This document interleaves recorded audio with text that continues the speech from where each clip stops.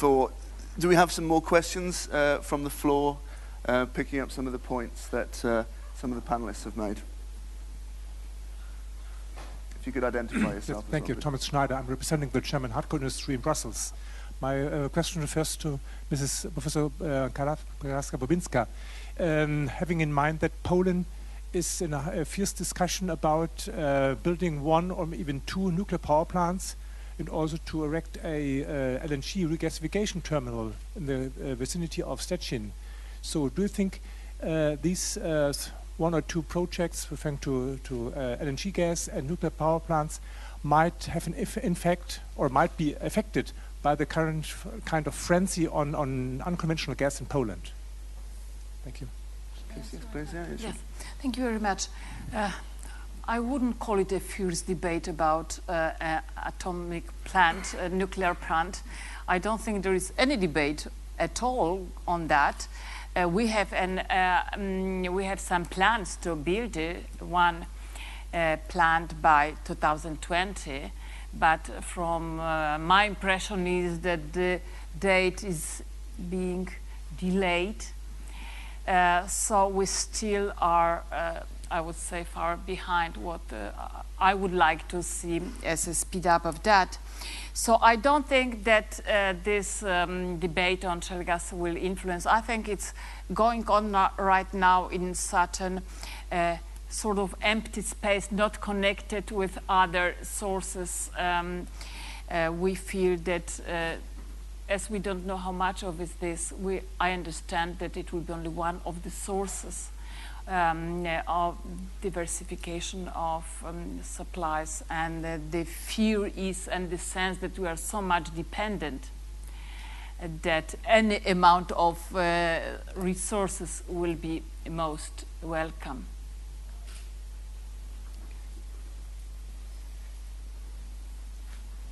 Alan, would you care to comment on any of the issues that the panelists have? Several points. I take Stefan's points, and some of what he says I wholly agree with. There are some very serious questions about the environmental approach that's been taken in the United States. I mean, one of the problems is that some of the US states have, how can I put it, a very elastic interpretation of federal regulations, even within their own federal systems.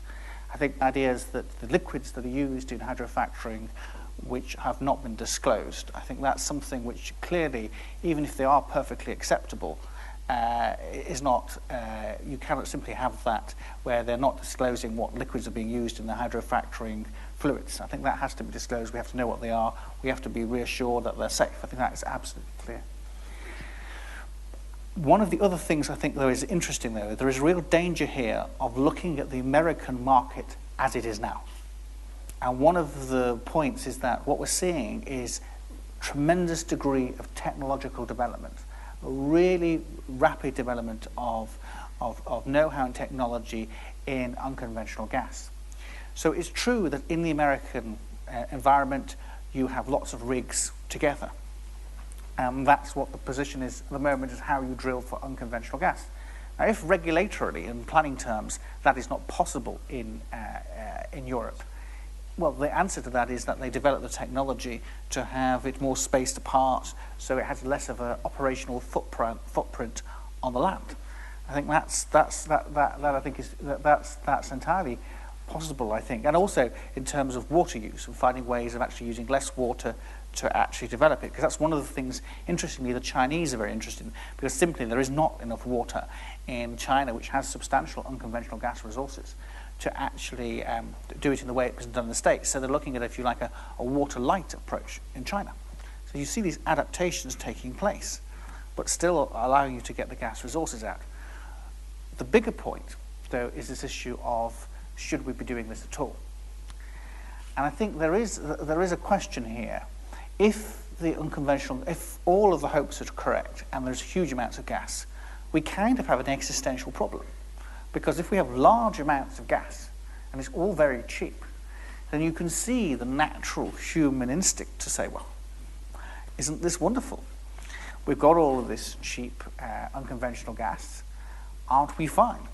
And I think there is a dangerous seduction if it turns out there's huge amounts of gas.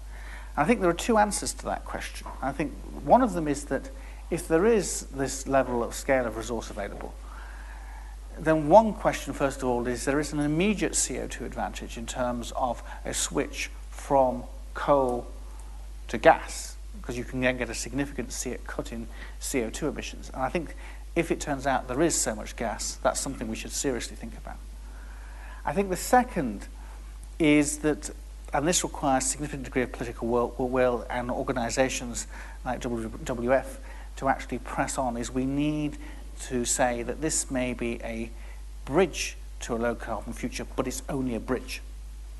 And we must actually press on very hard to the next stage, which is actually to decarbonise the economy. But I think there is a real danger. I can see if it turns out it's enormous and it is massively game-changing, then we could have a significant seduction problem where we can sort of relax. It's fine, and a lot of the CO2 targets get abandoned. That's certainly true. Michelle, maybe I could ask you to come in on this question of, first of all, the technical feasibility. We've talked a lot about the potential, and you were saying when we were talking before that you have a sort of technical background. Maybe you could talk about how realistic the potential is. But then also your sense within the Commission of is how the view of unconventional gas, is it being shaped in proper recognition of the wider priorities of EU energy policy in terms of CO2 reduction, the boost to renewables, as Philip was trying to convince us? First of all, I think I have to disappoint you. I'm actually a bureaucrat and regulator, not that much of technical background. On the actual potential, we hope that we get answers also from industry. And I hope the representative of Shell will tell us later on about their view on the potential, and what we need are innovative companies taking the initial risk of exploring the resource, because especially with unconventional gas, we will only know after several years of exploration. And that's one of the specificities of unconventional gas. You actually have to drill several wells to know actually the actual potential. And with respect to CO2, I mean, it's a question of have we demand-side approach or supply-side approach? I agree with you that if there's really a huge amount of unconventional gas would be found and extractable, exploitable to cheap cost, then there is indeed a political risk to abandon CO2 targets. But on the other hand, I mean, we have seen in the last years the political will was quite strong within Europe. So we have emission trading, we have the effort-sharing decision, which will lead to significant emission reductions, at least they are required. And we have an ambitious renewable energy target, and all these targets are up to 2020, and I don't see currently that they will be abandoned. And shale gas will have to fit into this policy framework. It's interesting on that point. One of the questions which will arise is that will we have to focus more on carbon capture and storage entirely in a gas framework rather than in a coal framework? Because if we end up expanding the installed gas base of gas-fired turbines, we'll end up having to actually deal more with carbon capture and storage from a gas context rather than a coal. And I think that's something, again, in which we're still doing carbon capture and storage, but you're doing it with a significant different focus, which has a lot of technical ramifications. That's all. Some economies are based on carbon. So for them, the fact that they may find gas supplies is extremely important. And because if you have a 90% economy is based on carbon, so then switching to gas, it's at least some help. When you say carbon, you mean coal? Coal. Sorry, coal. So it means that they can think about reaching the European 2020 goals without the biggest problem. So for us, it's not only breed for, but this is a basic thing. But as you said, you're a regulator. Did I understood well the Commission approach? Is it we will not invest, we will not protest, we will just look what's going on. We will not regulate anything. So I understand that the Commission just wants to make a couple of steps back and look at what's going on, and then maybe in 10 to 15 years be involved in that. This is one of the things, if I'm interpreting your approach well. And second is Poland, you know, this is a very big chance for our region. As I said, this is a very poor region on the border. But it's most of it, because it's very beautiful, is under the Natura 2000 program. So then there will be a strong conflict and tension between the, you know, willingness to open, you know, doors for the investment and the drills and have some profit and chance for development and change the position on the region, not only in Poland but in Europe. And on the hand, very strict regulations of Europe 2000. So my question is, will be the Commission willing to be more elastic in their approach, thinking that there is not so much money for regional development and supporting, you know, by structural funds of the poor regions? Michel, I think I have to give you a chance to come back on those very tough questions. I mean, will the Commission step back? I mean, we are neutral towards different energy sources, and we will not step back, at least because we already have regulations in place. And you mentioned the Natura 2000, or better, we have directives in place: Groundwater Directive, Hydrocarbon Directive, Natura 2000 Directive, and these in the end have to be implemented by the member states. And of course, the Commission will always monitor how member states implement these directives, and as developments go on, we may have to think if we have to do additional initiatives. But since a lot of is unknown, we simply rely also on the experience from member states. How does the existing regulatory framework fits with unconventional gas? But I'm from DG Energy. We are in close contact with the colleagues from DG Environment on the Groundwater Directive and the different other directives. And I can only reaffirm these directives from our current interpretation. They apply also to unconventional gas developments. If they are appropriate, that we will see in the following years, but we are monitoring closely the developments. Stefan, please. Thanks. Well, our preliminary indication on assessments on some of the shale gas resources and potential exploration sites, by the way, it's not only in Poland. Yes, I think the word Natura 2000 was dropped. That is what I meant in my initial statement, that our hunch, our initial hunch leads us to the point that the exploration of shale gas currently violates existing legislation. Not only because of freshwater and chemicals use, which are disclosed or not disclosed. Even if they are disclosed, some of the aggressive chemicals are inconsistent with the REACH legislation. Second, I understand my Polish colleague to ask for elasticity on Natura 2000. I think, let's be honest, what you call elasticity is a call for violation of the Natura 2000 directive. Let's call a spade, which is not acceptable, I think, for a nature conservation organization like WWF, independent of the other things. And I think we need to learn about this one, given the fact that we also have one of the largest goals in Europe, independent of climate, is to stop biodiversity decline. And an element to stop biodiversity decline is the network of various, the Natura 2000 directive and the various implementation sites. I think we need to keep that in mind. There's a direct conflict. So regardless how this conflict is being solved, but you can't have the cake and eat it. Last point, you said correctly so that let's look at natural gas as a potential bridge to replace coal. Well, in principle, I would agree with you. The point is, I have seen too many bridges to be put in place in the system. Everything these days is a bridge. A little bit of extension of nuclear, a little bit of CCS here and there, a little bit of unconventional oil, a little bit of unconventional fuel, etc. It just doesn't work. In the end, the bridges itself become the supply of the future, and out of the window goes your climate target. Sorry, again, if we want to have this kind of compliance with the Council conclusion, which the head of states have agreed in October, I repeated 80 to 95 emissions reductions, then a certain amount of fossil fuels, and certainly all those new stuff that's coming on the ground, even if you take account of CCS, which for our point of view is part of a solution in the end, needs to stay underground, because you open a box of Pandora's. What about the tar sands in Canada, which may flood the markets? What about the tar sands which are being exploited in the Orinoco Delta in Venezuela, which all come on the market? Tar sands in Madagascar.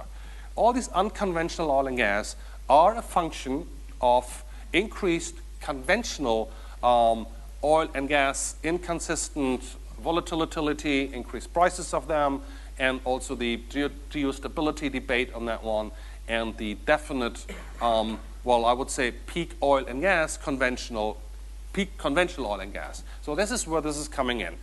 No, there is an inconsistency, and let's be honest on that one.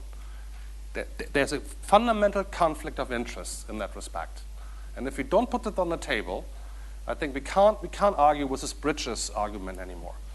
But surely the perfect is the enemy of the good here.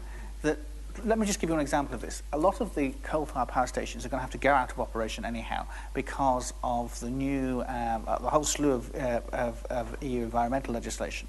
That provides you with an entire opportunity to replace them not with new coal-fired power stations, but with CCGT, and you get this significant cut in CO2. Now, my point about this is that what the issue here is to be able to deliver rapidly CO2 cuts. That's the first thing, and this is the one shot available potentially to do it. Rapid CO2 cuts, and that seems to me what you want to do first, and then you have to push on to actually get CCS in place, to get the renewables in place, and so on. We know that it's very, very difficult for a whole host of technical reasons to put all the renewables in place anyhow. It seems that this could be a significant bridge. Now, I agree with you entirely. There is a seductive danger with this, but you know we live in a world of not perfect options, and this is the least perfect option to get an immediate CO2 cut, which can then we put the pressure on to go further. And it seems to me that is a reasonable approach to take, policy approach to take, to get to where we want to go. Well, I could argue we could also go into biomass co-firing as an immediate option to replace our dependence on coal, but I don't want to go down that route. But I think what we have in common, what we need, and which has not been discussed here at all, and I'm sorry that Philip has left us, is a fundamental gap in Europe to have a kind of idea of what a future mix of energy could be. I know Europe has no kind of mandate to define an energy mix for entire Europe, but I think a climate consistent, energy of security of supply consistent, long-term geopolitical stability consistent energy supply should at least give us option. How much nuclear, how much renewables, how much conventional, unconventional gas and oil, how much coal, etc., etc. That would help a lot. We don't have that one. I think we need that one. I mean, you know, and I think it's not a secret, we would go for 100% renewables by 2050. But nevertheless, I think it would be good to argue on the basis on a couple of electricity energy mix options, which all would be consistent with environmental and other legislation, because you could have different mixes. And we don't have those options on the table here. Thanks. I'm very keen to open to the floor. Maybe we go to the lady next to you and come back to you. If you could introduce yourself, please. Yes, hello. Maite de Bonco from IFRI, the French Institute for International Relations. Thanks for all your comments. We've been hearing a lot about the United States, and there were a few comments on water.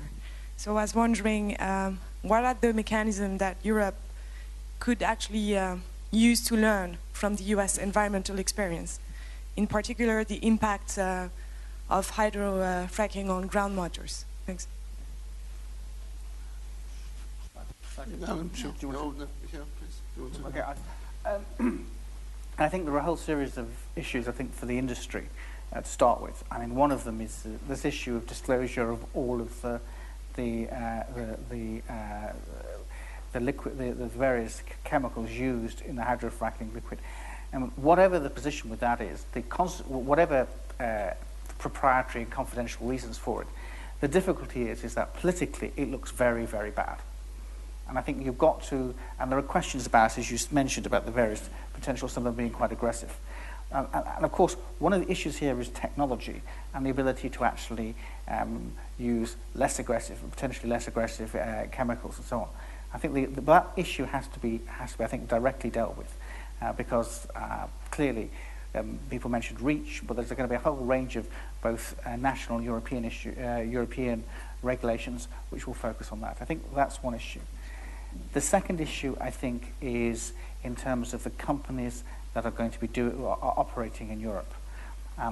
There is a wildcatting tradition in the United States, which I think is entirely not appropriate in Europe, and hopefully won't occur here. There is one website, I think it's called Unforgiven. If you put Unforgiven unconventional gas in, it should come up. And it shows you the effects of some wildcatters and some of the amazing, extreme things they've been doing and despoiling the land in some of the US states. Now, I don't think that will happen here for a whole host of regulatory and public policy reasons. But certainly that was one of the sort of things which really struck me about the potential lack of regulation with this. I mean, responsible people weren't doing it, but that was happening to some degree. I think the other issues are in relation to recycling of the water and the actual how that is dealt with and making sure that's fine. The questions about, I think, air quality and so on. There's a whole range of things for the Americans. I think we can learn a lot from this.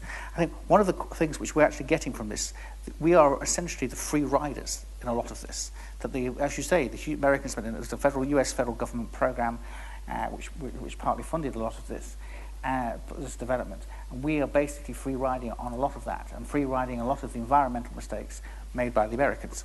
So we actually get a significant benefit out of a lot of American mistakes and expenditure they've already made.